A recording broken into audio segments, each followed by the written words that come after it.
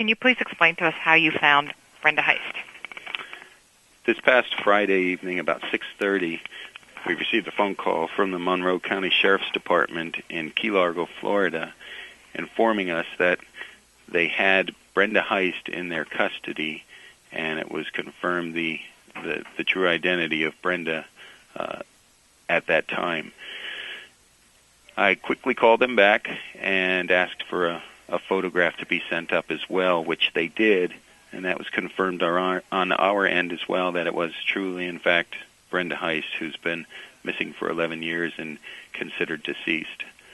I flew down there on Monday morning to interview her, to find out her story as to how she left, where she went from here, and how she's lived for 11 years without being identified or ever contacted any of her family members.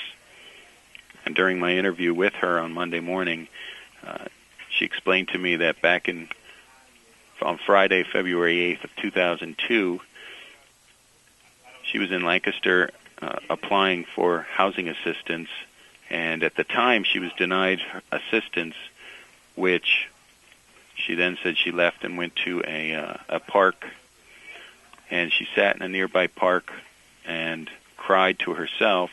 And as she was crying, feeling bad, wondering how she's going to live and support herself and her children, she was approached by a girl and two males that sat and talked with her, and she said that they comforted her and made her feel a little bit better, and they explained to her that they were homeless and that they were traveling up and down the East Coast and that they were heading to southern Florida on that day. They were starting to hitchhike down. And she seemed to be intrigued by them, and they said that you're more than welcome to join us if you'd like. And she explained to me that she decided on a whim at that moment. She said she just snapped and said, that's it, she's going, she's leaving. And she joined this homeless group and hitchhiked from here all the way down to southern Florida. She told me it took her about a month to get down there, hitchhiking a little bit away, and she would sleep along Route 95 in the woodlines in tents with them.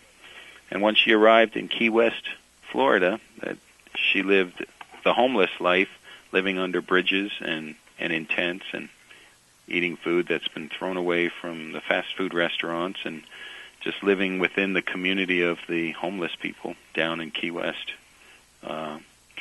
pretty much on and off for the 11 years. Can you tell us what made her decide to leave? Was she suffering from a mental illness? Was she desperate? What led to that point? I would say it was her act of desperation, and she said she just snapped. She had no other explanation as to, she just snapped and wanted a new start and felt that her children would be better off being raised by their father, and she just selfishly left on her own.